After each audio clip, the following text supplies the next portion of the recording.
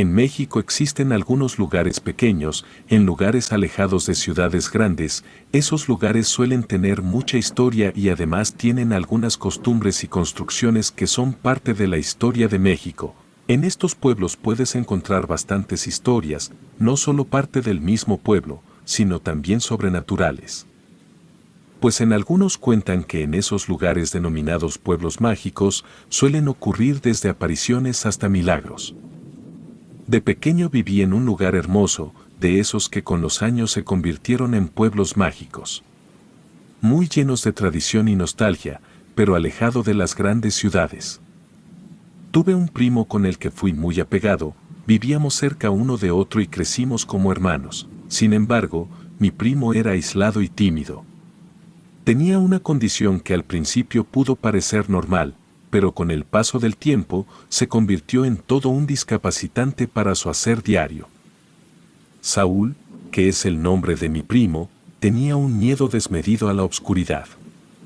Mis tíos creyeron que era algo que desaparecería con la edad. Sin embargo, lejos de ser así, esta situación fue en aumento, al grado de que lo alejó de compañeros y amistades, pues el miedo desmedido hacia que se sugestionara bastante y pensara que dentro de la oscuridad existían seres que solo una persona normal podía visualizar en sus sueños. Esto por supuesto le causó que todos esos amigos se alejaran, pues siempre contaba lo que creía de la oscuridad. Cada noche, Saúl prendía su lámpara de buró para apaciguar su miedo y por la tarde, cuando la luz del día empezaba a escapar, él estaba inevitablemente en su casa. Los trabajos extraescolares resultaban todo un reto para él, pues apresuraba su parte para no quedarse hasta tarde. Además, las bromas que recibía por parte de sus amigos resultaban bastante perturbantes para él, le alteraban al punto del llanto histérico. El tiempo siguió su curso, terminamos nuestra carrera, conocimos a las chicas que se convertirían en nuestras compañeras de vida. Isabela, la esposa de Saúl, era una mujer comprensiva e inteligente. Al notar la condición que aquejaba a su pareja, hizo sugerencias para ayudarle a superar su fobia. En ese punto, mi primo le contó que sus padres habían buscado e intentado todo tipo de soluciones, que iban desde los cuentos y canciones para dormir hasta las terapias con psicólogos y psiquiatras, que de solo recordarlas hicieron brotar lágrimas en sus ojos, de lo brutales e inhumanas que habían llegado a ser. No sabemos qué tipo de terapias recibía por parte de los especialistas, pero las describía como ya se mencionó. Sabiendo que no había más por hacer, Isabela se adaptó a la rutina que se había establecido en ese hogar desde que su amado era pequeño, dejando la luz del buró, la del baño y la de la estancia prendidas, pues era imposible que mi primo conciliara el sueño sin señal de alguna luz. Mi primo, que había estudiado licenciatura en pymes, había montado un negocio familiar con sus padres y su esposa, lo que resultó muy ventajoso y rentable, dándoles lo necesario para vivir holgadamente, pues este negocio se trataba de ayudar a otras personas a abrir sus propios negocios. Mi primo los guiaba paso por paso. A decir verdad, era muy bueno en lo que hacía, por eso el motivo de su éxito. Mencioné antes que el lugar donde vivimos se encontraba lejos de la bulliciosa e iluminada ciudad y eso fue determinante para lo que ocurrió aquel fatídico día. Mi primo se levantó con las primeras luces del alba, abordó la camioneta y se fue a la ciudad para abrir su negocio. Sabiendo que llevaba tiempo de sobra, quiso ahorrar algo de dinero y tomó la vía libre, que era una ruta más larga y solitaria.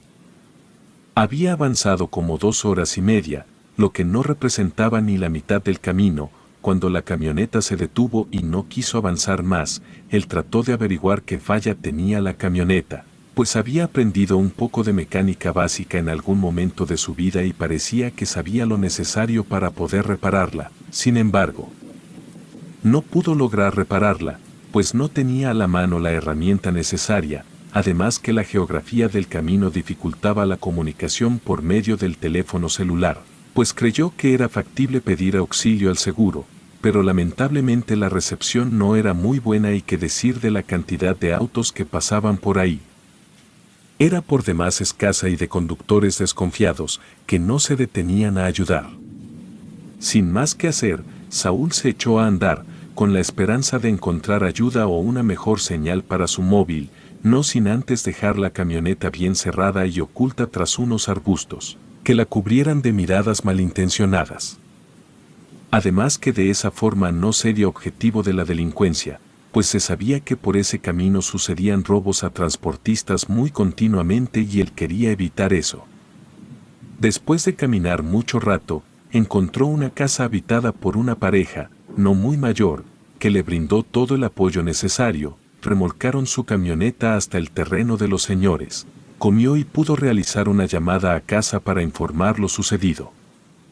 Después de comer y descansar un poco, Saúl y el señor de la casa revisaron el vehículo, el diagnóstico fue malo, estaba desvielado y dada la hora, ya no encontrarían refacciones sino hasta el día siguiente, además que el señor no contaba con la herramienta necesaria para realizar un trabajo tan grande como ese, pues requería de herramienta específica y también de conocimientos más avanzados, los cuales no tenían. Mi primo fue alojado con la mayor amabilidad y consideración. Llegada la tarde, se dispusieron a tomar un café y entablaron una amena charla, donde los señores se enteraron de las circunstancias que llevaron a Saúl hasta ese lugar. La tarde dio paso a la noche y todos se despidieron para dormir. Cuando le llevaron a la habitación que ocuparía, Saúl se acostó y casi de inmediato se quedó dormido, obviamente con la luz prendida. Al poco tiempo, se desató un aguacero torrencial, acompañado de relámpagos y truenos. Esto ocasionó el corte total de la energía eléctrica. Sin corriente eléctrica y en aquel lugar en medio de la nada, Saúl hizo todo lo que pudo por mantener la calma. Sin embargo, en su relato, los dueños de la casa mencionaron que eso no fue posible. De un momento a otro, estaba llorando y gritando, presa del miedo. De pronto, y sin decir más, salió corriendo de la casa sin darle importancia a la lluvia ni a los relámpagos. El dueño de la casa salió tras él, pero no consiguió darle alcance hasta que había ocurrido la tragedia. Al estar corriendo por un terreno tan accidentado y en medio de la noche, Saúl tropezó y se golpeó la cabeza, falleciendo de manera inmediata. El hombre impactado llegó a su casa y le pidió a su mujer que informara a los familiares lo sucedido. Mis tíos e Isabela quedaron devastados con la noticia, así que yo conduje hasta el lugar para recoger el cuerpo de mi primo. De vuelta en casa, mi tía manifestó el deseo de sepultarlo en el jardín, bajo el árbol que tantas horas de diversión nos había brindado.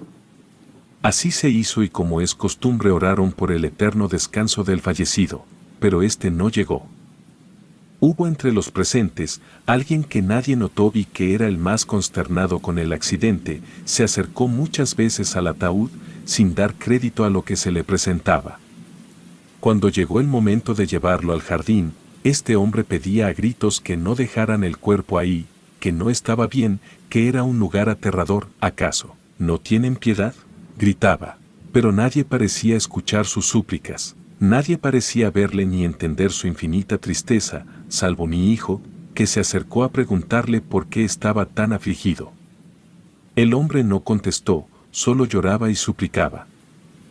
Yo no sabía que mi hijo estaba ahí, se había ido de contrabando en el auto, hasta que se acercó a contarme lo que ocurría. Le pedí que me llevara con el hombre y así lo hizo, pero por más que lo señalaba diciendo, mira papá, es él, ves que está muy triste. Yo no vi nada y lo regañé por hacerme perder el tiempo. Cuando volvíamos, al pasar por la sala, vimos un retrato de mi primo. Ahí fue que mi hijo gritó, papá, es él, el señor que llora allá afuera es el mismo de la foto. Yo sentí que mi sangre se congelaba en las venas, pero le resté importancia al caso y preferí no decirlo a nadie. Ya tenían suficiente con su pena, como para venir a incomodar con el relato de la imaginación desbordada de un niño. Se hizo de noche poco después de dejar a mi primo en lo que supuestamente sería su última morada y junto con la oscuridad, llegó también una nueva pesadilla para mis tíos e Isabela. Estaban los tres reunidos en la estancia, cuando escucharon ruidos en el jardín, bajo el árbol, salieron a averiguar qué ocurría y cuando llegaron al lugar, los ruidos se oyeron adentro. Conforme se aproximaban, unos lamentos desesperados se hacían cada vez más audibles. Buscaron por toda la casa, sin resultados, solo ese llanto cada vez más fuerte. A partir de entonces, cada noche se daban los mismos acontecimientos que terminaban con la llegada de los primeros rayos del sol. El lamento era tan triste y doloroso que difícilmente permitía que alguien en esa casa pudiera dormir. Sin embargo, una noche de tantas, el cansancio venció a Isabela y fue así que encontró la solución. En sueños, la visitó su amado y le dijo que estaba aterrado. Su tumba era un lugar muy oscuro y ahora no encontraba consuelo ni en su casa, porque todas las luces eran apagadas cuando se retiraban a dormir. Isabela me confió el sueño tan vívido que había tenido, decía sentir que su cabeza estallaría en varios trozos, que se creía al borde de la locura. Pues ella creía que no había nada más después de la muerte. Después de escucharla, me armé de valor y le conté lo que mi hijo había visto el día que sepultaron a mi primo. Los dos estábamos con la mente trabajando a mil, todo parecía tan inverosímil, tan descabellado y al mismo tiempo, tan real que no nos quedó otra opción que creer que en efecto, Saúl seguía padeciendo en este mundo por su pánico a la oscuridad. Después de pensar los pros y los contras, decidimos contar a mis tíos las experiencias sobrenaturales que habíamos experimentado. Mi tía, que no se resignaba a la pérdida de su hijo, de su amado Saúl, rompió a llorar con la más infinita tristeza y con sentimiento de culpa por no haber pensado en la situación de su solecito, como ella lo llamaba. Este sueño resultó un gran alivio para todos, pues nos dimos cuenta que los lamentos que se escuchaban eran por parte de Saúl y que encontró la forma de comunicarse, para comentar que se sentía aterrado por la oscuridad que en su lugar de entierro había. A partir de entonces, rápidamente hicieron caso al sueño. Mi tía y su esposa Isabela indicaron que debían sacar la tumba de ese lugar para incinerarlo, pues ellos creyeron que era la mejor solución y así ya no sufriría más, pero el tiempo no se detiene para nadie. Con el correr de los años, mis tíos fallecieron e Isabela se mudó dejando la casa a mi hijo, que ahora era un hombre de familia y había olvidado el incidente con su tío. Con la llegada de la nueva familia, conformada por hombre, mujer y un pequeño niño de unos 6 años de edad, se reanudó la actividad de Saúl en la casa. Todos se vieron asediados por los lamentos de esta alma sin descanso, pues a pesar de haberlo incinerado, su alma seguía atada en esa casa. Estuvieron a punto de dejar la casa, hartos de los ruidos nocturnos, pero una feliz coincidencia ayudó a los nuevos huéspedes y al antiguo y aparentemente eterno morador. La curiosidad del pequeño le hizo salir a buscar al responsable de su insomnio. Encontró a Saúl llorando y quiso saber qué le pasaba.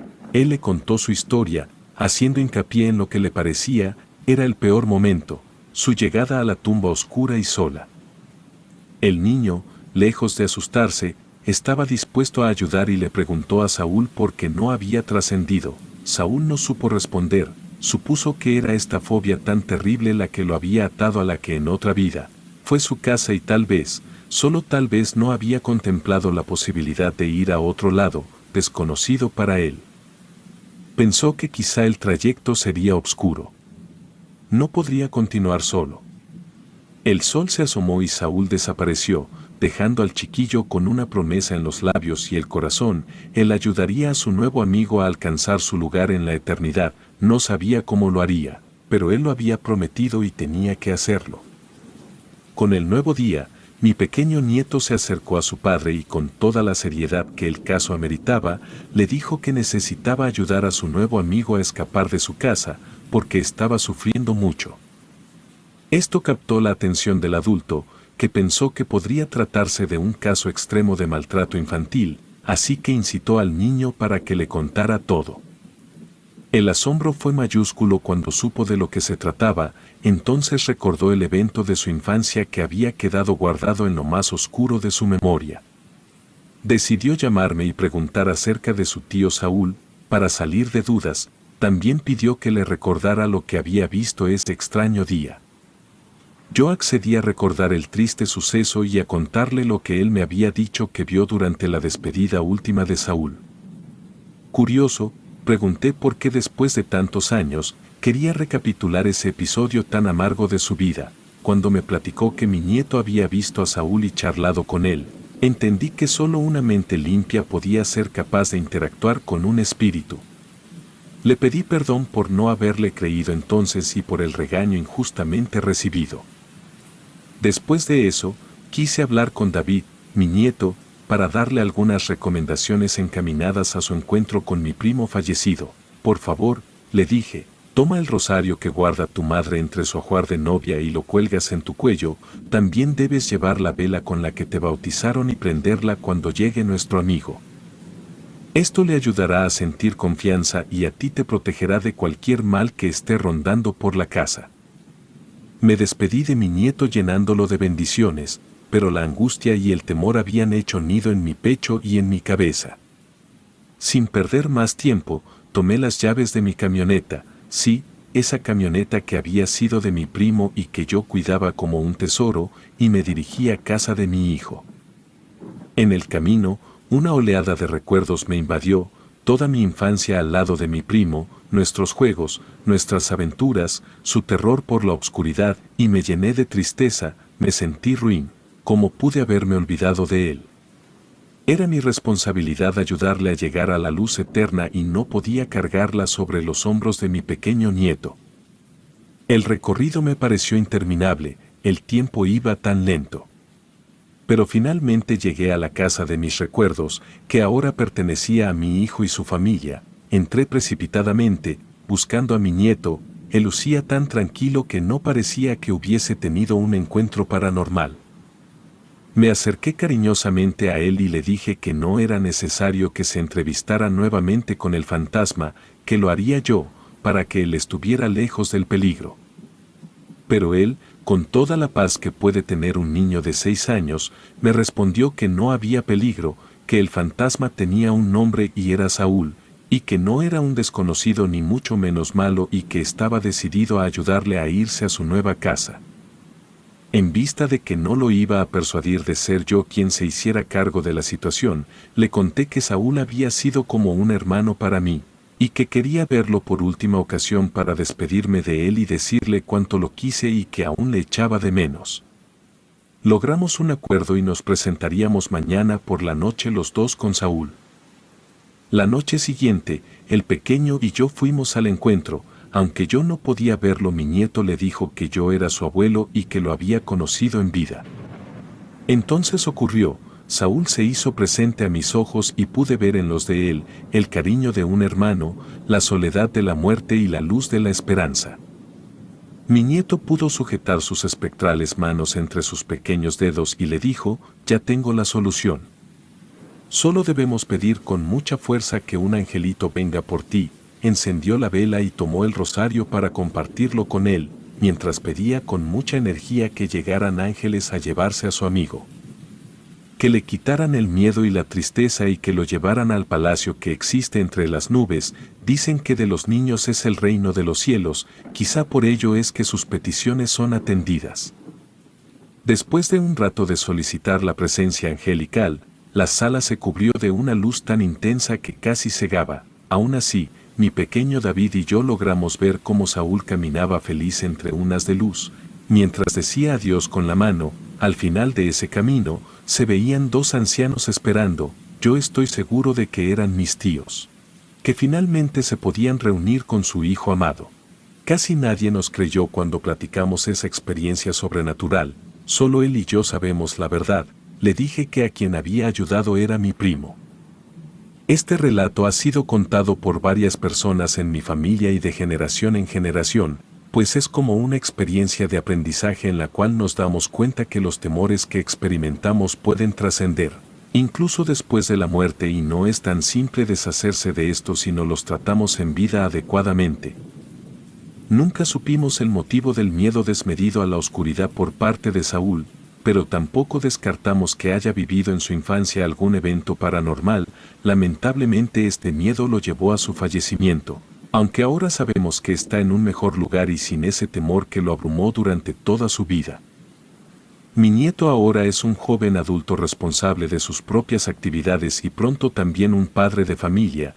quien aún se sigue sintiendo orgulloso por lo que hizo por Saúl, pues su inocencia y buena voluntad lograron que él trascendiera y pudiera por fin descansar en paz sin temor a la oscuridad. Hoy en día aún conservo una de las fotografías de Saúl junto con su familia y yo, pues siempre nos llevamos muy bien y creo que es la mejor forma de recordarlo y guardarle tributo. Además que también le platico siempre a mi nieto que no es bueno vivir con temores y que cuando llegue a tener hijos, es decir en pocos años, trate de evitar que ellos también los tengan, pues pudieran llegar a ser tan graves, como le pasó a Saúl, y no sería para nada bueno que ellos sufrieran aún en la muerte por este tipo de traumas de la infancia, pues sabemos lo que ocasionó en este caso el temor a la oscuridad. Ahora este relato puede dejar algún aprendizaje a alguien que lo escuche y también puede ayudar a alguien que le tema a la oscuridad como mi primo, debido a lo acontecido. Todos en mi familia conocemos este relato como el hombre que le temía a la oscuridad. Relato escrito y adaptado por Hugo de Gante.